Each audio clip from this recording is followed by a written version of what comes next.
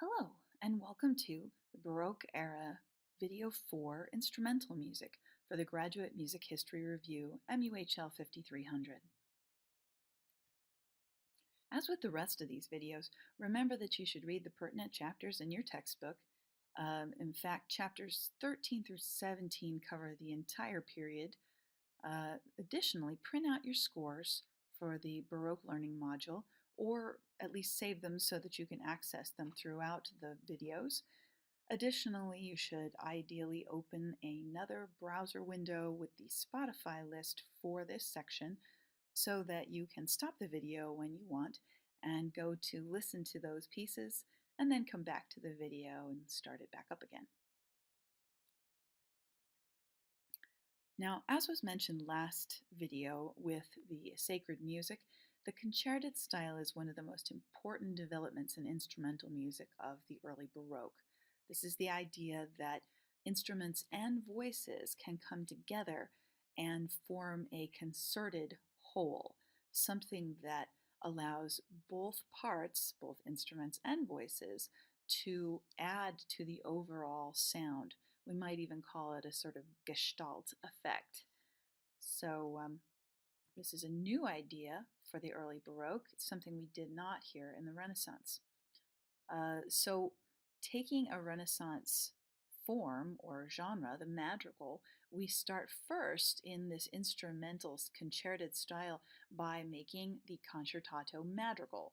So this is not just a madrigal with a basso ostinato or basso continuo underneath it necessarily, but a madrigal that allows the harpsichord and or other instruments to participate in creating the sound and even maybe the mood of the piece.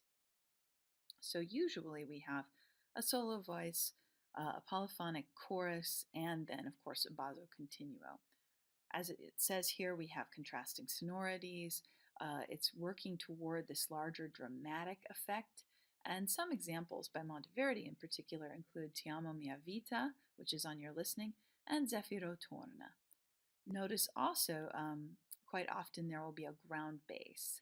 So this is, of course, an ostinato bass that repeats, and usually a ground bass is a little longer than an ostinato. But of course, it provides a repeating bass line for the melody above it to be um, elaborated or ornamented. Ti amo mia vita by Claudio Monteverdi uses, as was just mentioned, voices and instruments to create this new sound, a kind of monody, even though it's busier than something that maybe Caccini created. It's a step in the direction toward opera. And so, but it also, of course, uses instruments much more strongly than we've heard in the past. We get solo passages as quite distinct from the polyphonic ones, creating a back and forth alternation and contrasting effect that creates a certain amount of drama. Please go ahead and stop the video here and listen to the piece on your Spotify list. So, moving on with this concerted style, let's move toward the concerto.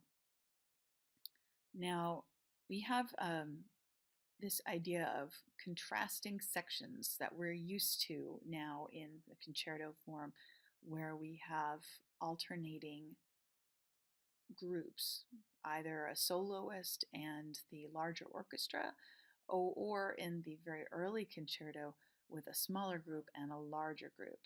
And so, again, these forces are meant to work in concert with one another, not necessarily competing with one another, but working together to create a beautiful whole. During the Baroque period, we also have the development of the solo concerto, which is seen increasingly throughout the period as the soloist versus the orchestra, as if they're in a kind of competition. But earlier, however, the first developments in the concerto style are the concerto grosso, in which we have a small chamber group called the concertino, which is playing with and alternating with the larger orchestra, the ripieno.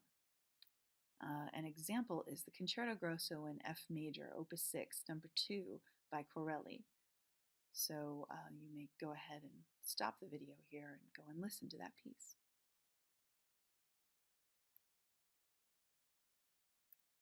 Additionally, a genre that develops from the Renaissance is the suite. Now, of course, in the Renaissance, this was a set of dances, usually only two or maybe three. Usually the Pavane and Galliard were our main dances in the Renaissance.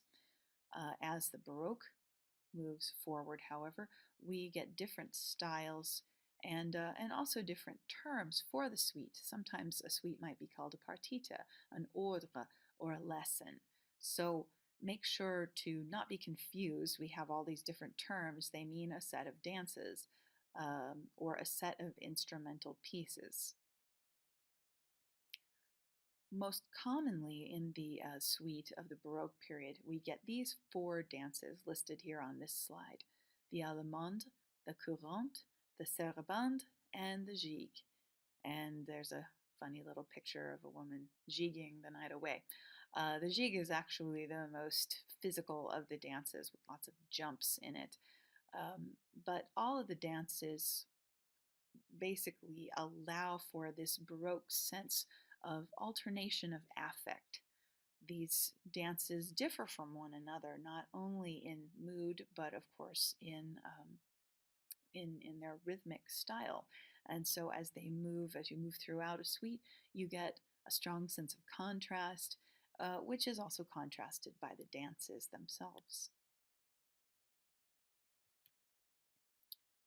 An example for you is the Pièces de Clavecin by Elizabeth Claude Jacques de la Guerre, and the sarabande and the gigue. So the sarabande is a sinuous dance in 3/4.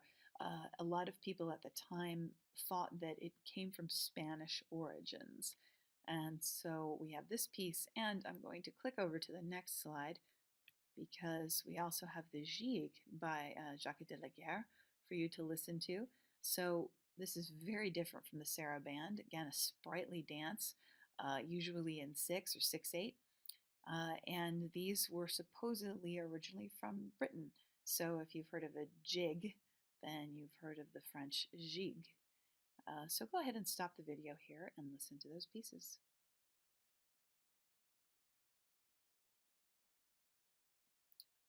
Moving on to the sonata.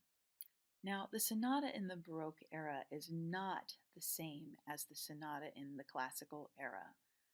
In this period, sonata really just comes from the term sonare, meaning to sound. And so we don't have any fixed number of movements. It can be a single movement, it can be multiple movements. It's really just a piece that is played by instruments, and there's no voices, human voices, involved.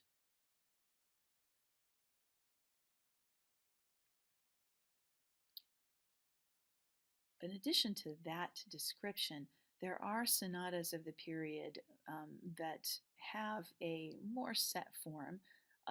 There are these two types listed on this slide: your secular sonata da camera and your sacred sonata da chiesa. Again, no set form, but these are basically sets or suites. Um, our sonata da camera or sonata of the chamber are usually suites of dances. So again, it's very common to see your allemande, courante, sarabande, and gigue again, but you may have other pieces added to that, including bourries, overtures, minuets, and other dance movements that are added to this Baroque sonata da camera. The Sonata da Chiesa, in contrast, was the sonata for the church. And so I just want to take a moment to stress that this is an instrumental piece being performed in church. This is a new thing for the Baroque era. In the Renaissance and earlier periods, instruments might come into the church, but they were only to support the voices. Here we have an instrumental work that is just instrumental and it is in the church and it is meant to be performed throughout the Mass. So there's again no set grouping of works here, but it's supposed to start slow, serious, and majestic. And then from there, alternating, as we would expect in character, slow, fast, slow, fast. Usually, we would have maybe a second movement that was fugal, a third movement in some kind of simpler binary form. So, dances did sometimes slide into the Sonata da Chiesa, but dance is not the primary aesthetic here. Moving on to keyboard genres, let's talk about these free genres. And what we mean by free is that they're not based on any vocal precedent. All right, and so these improvisational styles are meant to sound as though they are being written on the spot. Some of the most important ones of the early Baroque include the canzona, the prelude, and the toccata. And you have an example from Toccata 9 from Frescobaldi's second book of toccatas from 1627. So go ahead and stop the video and listen to that piece, and then we'll move on to a discussion of fugue.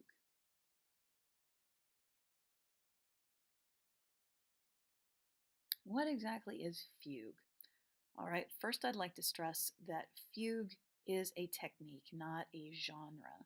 So, although we do hear lots of pieces that are called fugues, particularly by J.S. Bach, um, it is not in itself a genre, but rather a form or a technique. As it says here, polyphonic composition in which a theme occurs throughout, entering in one voice and then being imitated by the rest. Fugal terminology is that we start with our initial theme in the subject area, and after all the voices have brought in that subject material, then we usually get a break. We also get, of course, the answer from the other voices. We can get another subject area, a counter subject can come in. It doesn't have to, it's a secondary theme. And when all of the voices come in rapid imitation, close together, it's called stretto.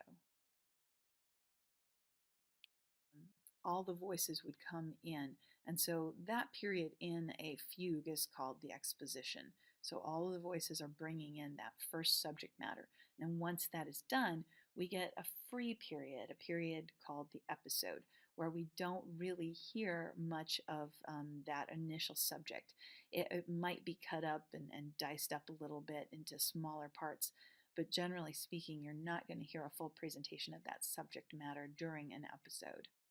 And so go ahead and stop the video here. We've got several pieces, the Prelude and Fugue in C major from the Well-Tempered Clavier, Book 1 by J.S. Bach.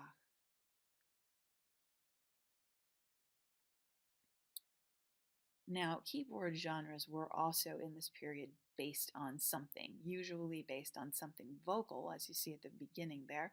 Chorale-based pieces were quite common in the period. We also, of course, have the dance-based pieces that we've already mentioned, dances. These sonata da camera, these suites, these form a lot of keyboard pieces in the period. Additionally, we also get the variations, the beginning of theme and variation style that's still popular today.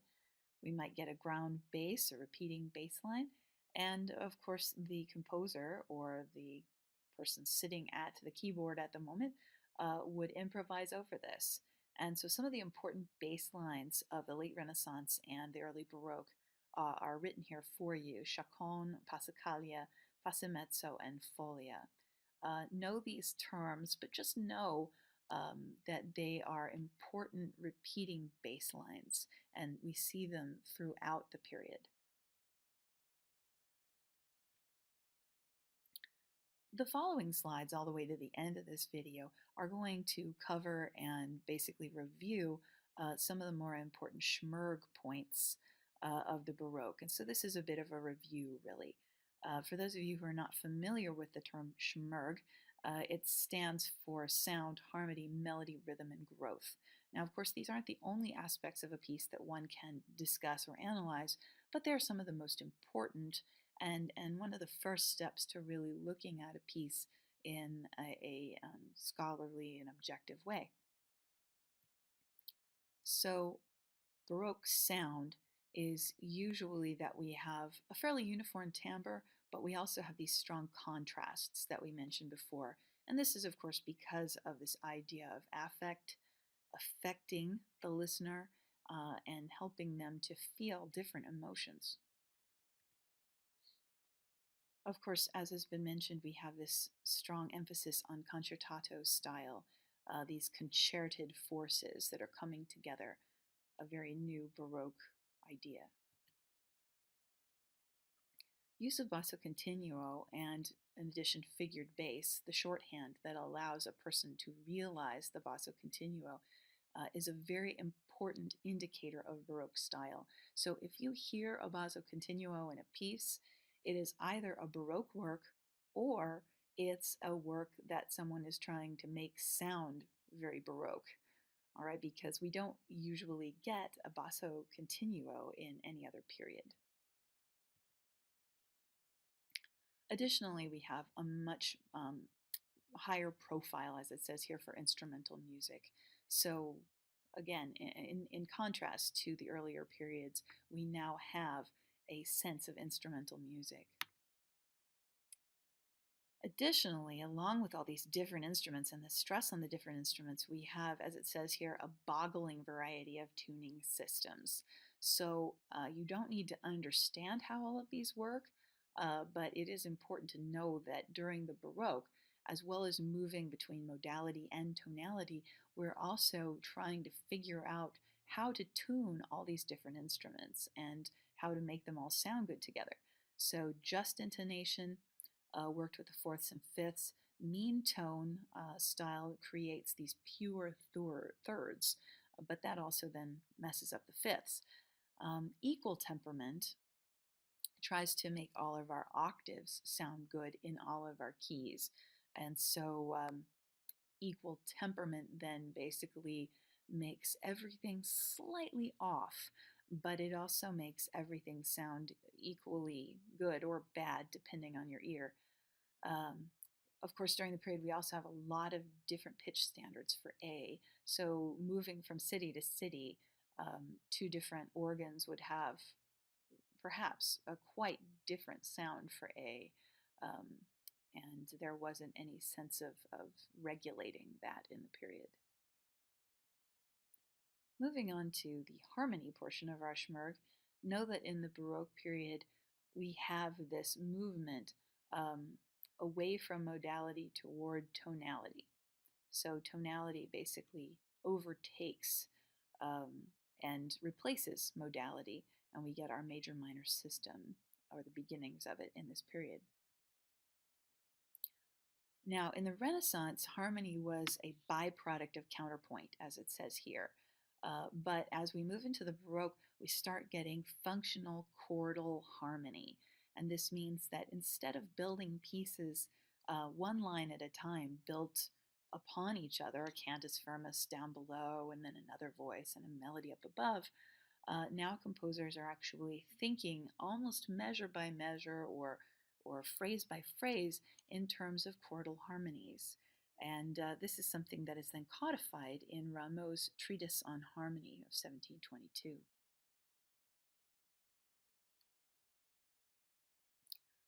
This also affects our understanding of dissonance.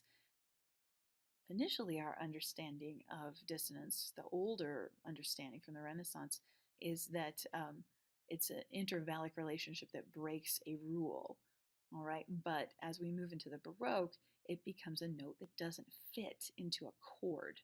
All right, and so this is our newer sense of tonality, basically changing the way we understand what is allowable in dissonance. Moving on to melody. Note that as instruments become more important, composers are writing pieces that are idiomatic to those instruments. This, of course, means that certain instruments have different qualities and different abilities, And the composers are becoming much more sensitive to this and are writing pieces so that if it's for a violin, it will it will do the things that a violin can do better. Just like if it's written for the keyboard, it will do runs and trills that are easier to fit under the fingers. Um, Earlier pieces were only written for the voice, and instruments would just adapt as best they could. Melodies often paint this idea in the text. This was that secunda practica we talked about in the second video. It's meant to express a certain affect or emotion. Additionally, we have these long spun out phrases, these imitative sections, and this is very much part of the later Baroque style. Certainly, fugal and imitative styles in free counterpoint help to create this sound. Um, Another term, a German term for this, is Fortspinnung. Again, lots of ornamentation, trills, turns, appoggiaturas, mordents, divisions, and the beginnings of improvised cadenzas. Not always even at the ends of pieces, but sometimes near a major stopping point in the middle, for instance.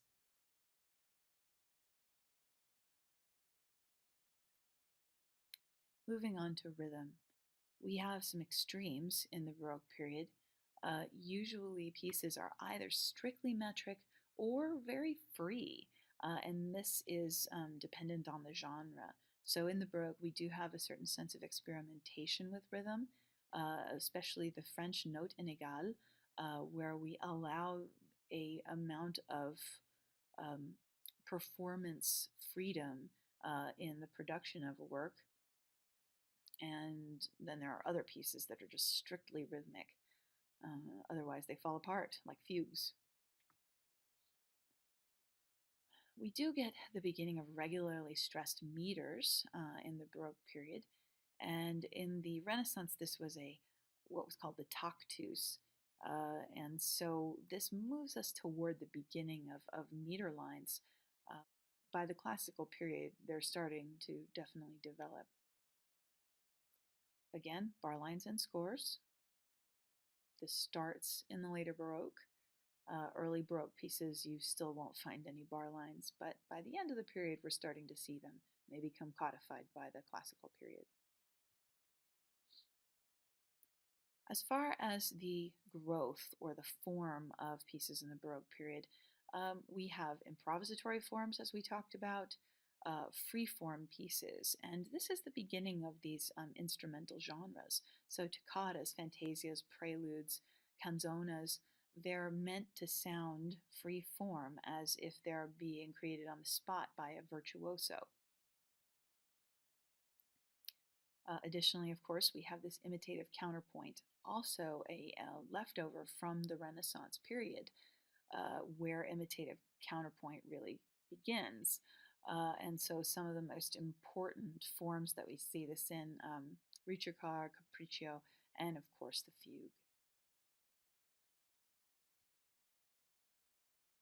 It's quite common in the Baroque to see pieces with contrasting sections. So, again, the contrast is meant to allow for a change of emotion or affect.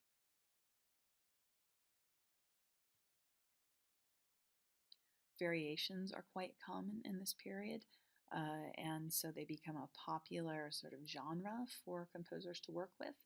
Uh, Partitas, chaconne, passacaglia, and then variations, just like our modern theme and variations.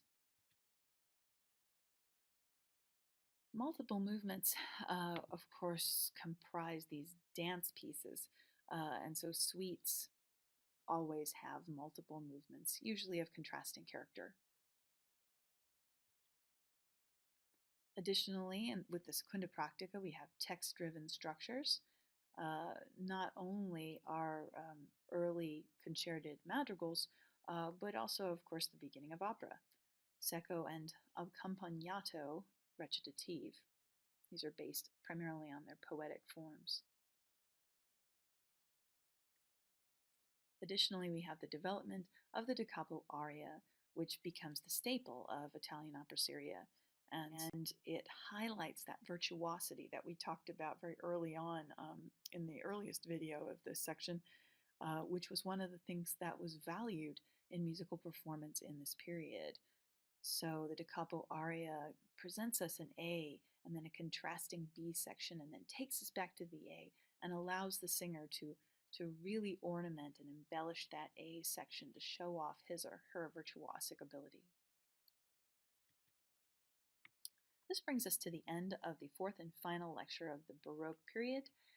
As usual, go back to your textbook. Please read through all the chapters, as well as going to the Total Access site provided by W.W. Norton. You'll find, of course, outlines, flashcards, and review quizzes there that will help you to prepare for the test for this material. Thank you again, and this concludes the Baroque unit.